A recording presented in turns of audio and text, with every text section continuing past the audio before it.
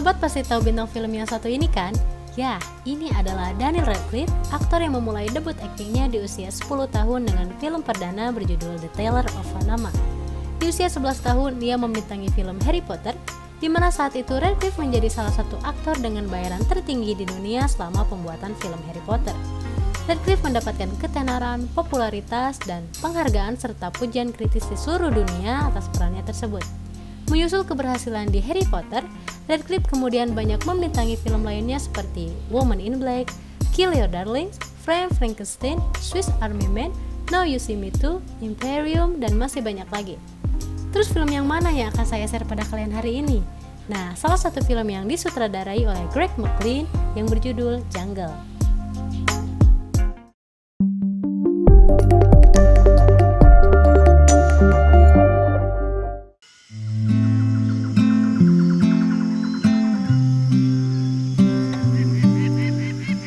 Jungle merupakan film biografi drama survival Australia yang dikutip berdasarkan kisah nyata. Film ini menceritakan tentang seorang petualang muda bernama Yossi Ginsberg pada tahun 1980 yang berencana untuk melakukan penjelajahan ke jantung hutan hujan Amazon selama 3 minggu. Film ini berdurasi 115 menit yang rilis di tanggal 3 Agustus 2017 di MIFF atau Melbourne International Film Festival. Film garapan Dana Lustig ini mencapai penghasilan box office sebesar 1,2 miliar dolar di bawah rumah produksi Screen Australia. Yossi Ginsberg yang dibintangi oleh Daniel Radcliffe, dalam perjalanannya ia bertemu 3 orang lainnya yang bernama Kevin Gale yang diperankan oleh Alex Russell, Carl Spector diperankan oleh Thomas Kretschmann, dan Marcus Stem yang diperankan oleh Joel Jackson. Marcus Stem adalah seseorang yang berlatar belakang sebagai seorang guru dari Swiss yang sedang mengambil cuti panjang.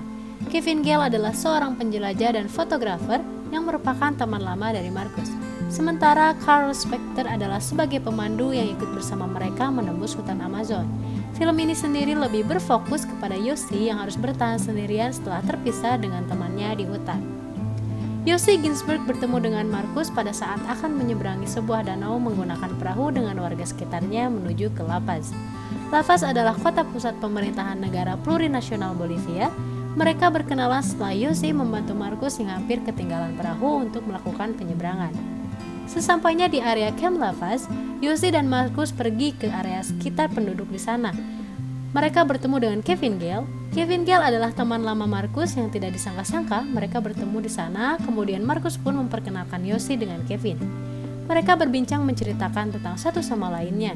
Yossi bercerita tentang apa yang dilakukannya beberapa waktu sebelumnya, tentang bisnis Yossi yang bangkrut. Bahkan ia bercerita bahwa ia sempat melakukan perjalanan ke Alaska. Keesokan harinya, Yossi, Kevin, dan Marcus pergi ke festival yang ada di salah satu daerah La Paz pada tanggal 15 Oktober 1980 menggunakan bus angkutan. Mereka pun bersenang-senang di tempat tersebut.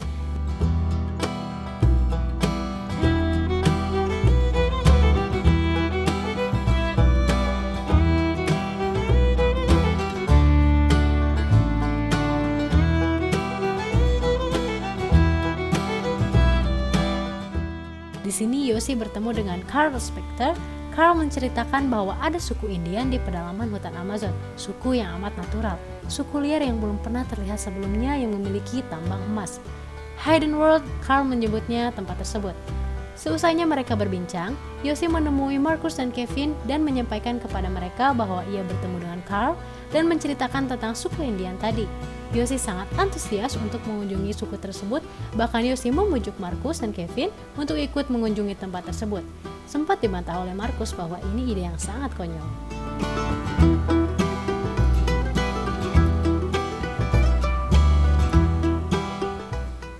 Setelah itu, Kevin dan Marcus diajak bertemu dengan Carl oleh Yossi. Mereka pun bertemu di sebuah restoran kecil dan Carl pun menceritakan kepada Kevin dan Marcus tentang apa yang ia ceritakan kepada Yossi, yaitu tentang suku Indian. Carl pun mengajak mereka untuk berkunjung ke tempat tersebut. Setelah pertemuan itu, Yossi, Marcus, dan Kevin membicarakan hal itu. Yossi terus membujuk mereka, terutama kepada Marcus yang memang dari awal tidak mau ikut.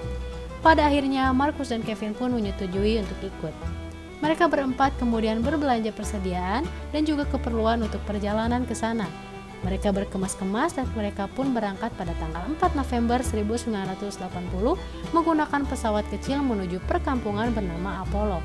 Sesampainya di sana, mereka melanjutkan perjalanan dengan berjalan kaki menuju lebatnya hutan rimba Madi di Amazon. Mereka menelusuri hutan tersebut, kemudian mereka tiba di perkampungan tengah hutan yang disebut Asariamas. Di sini mereka disambut dengan hangat oleh warga kampung tersebut.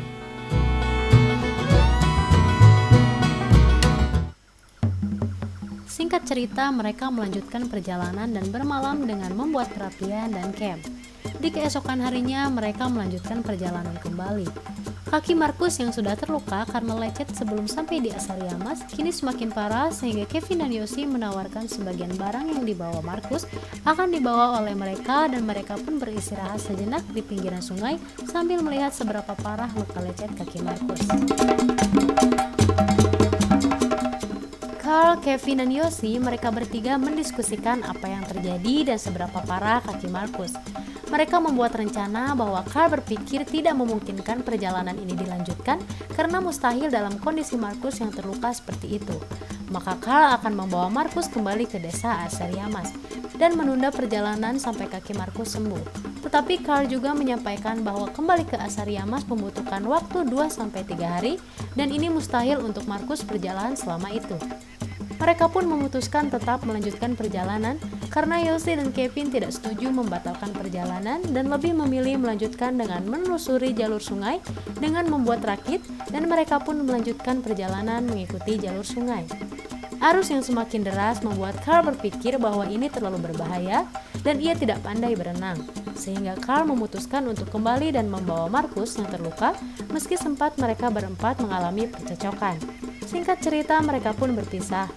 Carl dan Markus berencana kembali ke Asariamas, kemudian ke La Paz. Sementara Kevin dan Yosi bersikeras melanjutkan perjalanan menelusuri sungai dengan rakitnya. Sebelum mereka berpisah, Carl menjelaskan peta yang harus dilewati Yosi dan Kevin menuju ke area Curry Playa.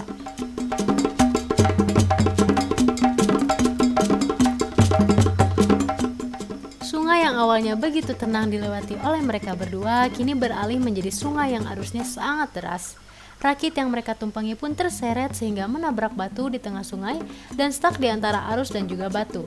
Kevin berusaha menyelamatkan diri dan berusaha untuk menyeberangi arus tersebut, tetapi Yosi tidak mampu bertahan dengan derasnya arus sungai sehingga Yosi hanyut terbawa arus. Kemudian mereka pun terpisah. Yosi yang terbawa arus akhirnya bisa menyelamatkan diri. Ia terus berusaha memanjat tebing bebatuan dan kemudian berusaha mencari Kevin. Seperti yang saya sampaikan sebelumnya bahwa dari menit ke-56 sampai dengan menit ke-1:43, film ini sendiri lebih berfokus kepada scene yang menceritakan tentang keadaan Yosi yang berjuang sendirian di tengah hutan tanpa peralatan yang memadai dan juga tanpa makanan. Yosi berusaha mencari Kevin dan berteriak memanggil Kevin tetapi tidak menemukannya. Yosi mulai kesal dengan keadaan yang terjadi kepadanya. Hari ke-6 semenjak berangkat ke hutan, Yosi kini sendirian di hutan dan ia mulai kelaparan. Ia berusaha untuk mencari buah-buahan yang setidaknya dapat ia makan. Yosi selalu berusaha menyemangati dirinya sendiri dalam keadaan seperti itu. Ia terus menelusuri hutan dan ia yakin bahwa ia akan diselamatkan di Curry Playa.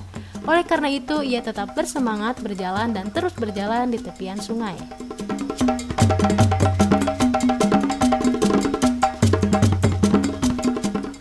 Di setiap malam, Yosi tidur di celah pohon tanpa alas. Ia mulai banyak bermimpi buruk, bahkan ia mulai berhalusinasi akan keadaan yang ia harapkan. Ia berhalusinasi bertemu dengan Markus yang seolah-olah nyata baginya dan ia mulai ketakutan. Setelah berjalan cukup panjang, tanpa disadarinya ia berjalan menjauhi jalur sungai. Tidak lama dari situ, ia menemukan pohon yang bekas ditebang oleh manusia, yang artinya ia berpikir bahwa ia sudah sampai di Curry Playa. Dan ia pun bergegas teriak meminta tolong. Pada saat berjalan, ia menemukan 2 buah telur karena ia lapar, kemudian ia memakannya. Setelah itu, akhirnya ia tiba di perkampungan Curry Playa, dan ternyata perkampungan itu sudah lama ditinggalkan oleh penduduknya. Ia pun beristirahat di tempat itu dan membuka sepatunya karena kakinya sudah merasa sakit. Lalu ia pun meneruskan perjalanannya. Hari ke-14 setelah ia berada di hutan, malam itu hujan begitu deras. Ia tidur di bawah kegelapan hutan, Dan di bawah hujan yang begitu deras, ia mulai berhalusinasi bahwa ia sedang di tempat mewah dan banyak sekali makanan dan juga ada perempuan yang memanggil-manggil namanya. Kemudian ia terbangun dari tidurnya setelah tetesan air hujan jatuh di wajahnya.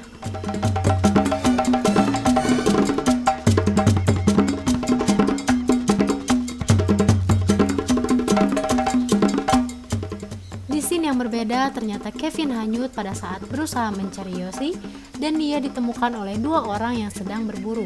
Pada saat itu, Kevin ditemukan dalam keadaan pingsan di tepi sungai.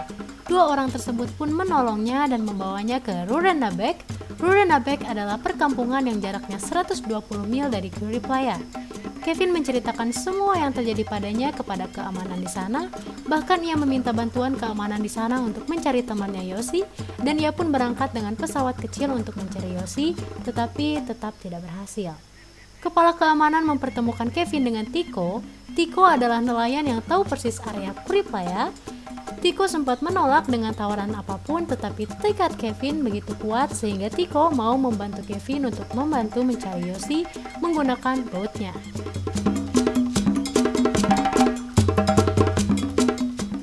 Kemudian film berganti scene yang mana Yoshi sedang hanyut dalam halusinasi. Yoshi mendengar seseorang menangis dan ia mulai mencarinya. Ternyata ia menemukan seorang perempuan yang memang tidak bisa berbicara dan ia tidak mengerti dengan bahasa Yoshi. Yoshi tidak percaya bahwa ia bertemu dengan seseorang di hutan dan ia menganggap ini hanyalah hayalan. Yoshi berusaha meyakinkan dan mencoba membuktikan bahwa ini bukanlah halusinasinya. Ia meminta dan memastikan untuk menyentuh tangan perempuan itu dan ternyata itu adalah nyata. Kemudian Yoshi dan perempuan itu berjalan menelusuri hutan. Yoshi tidak henti-hentinya berbicara kepada perempuan itu, bahkan ia takut jika perempuan itu meninggalkannya. Pada saat tersadar, ternyata Yoshi halusinasi berhari-hari dan perempuan itu hanyalah hayalannya saja, karena berharap bertemu dengan teman di hutan untuk membantunya. Dia mulai tidak irasional dalam keadaan seperti itu, seolah ia merasa gila, sampai-sampai tanpa sadar ia berjalan dan terperosok ke lumpur hidup dan hampir menenggelamkannya. Yoshi berhari-hari tidak tidur karena ia takut akan halusinasi yang membuat dia berada dalam bahaya dan tidak bisa berpikir rasional. Ia berusaha menahan rasa kantuknya sehingga mencari cara agar tetap bisa sadar. Ia pun kemudian menemukan cara dengan membiarkan semut api menggigitnya. Kemudian ia pun berjalan menuju tepian sungai.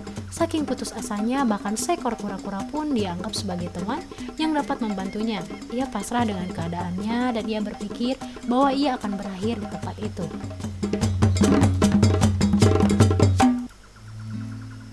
Di hari ke-19, Kevin terus mencari Yoshi.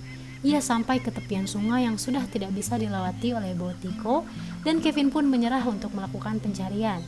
Tico dan Kevin memutar balik boatnya untuk kembali ke Rurrenaback. Ketika mesin boat dinyalakan, Yoshi mendengar suara mesin tersebut dan Yoshi melihat Kevin. Ia berusaha berteriak memanggilnya, tetapi sudah tidak berdaya untuk berteriak.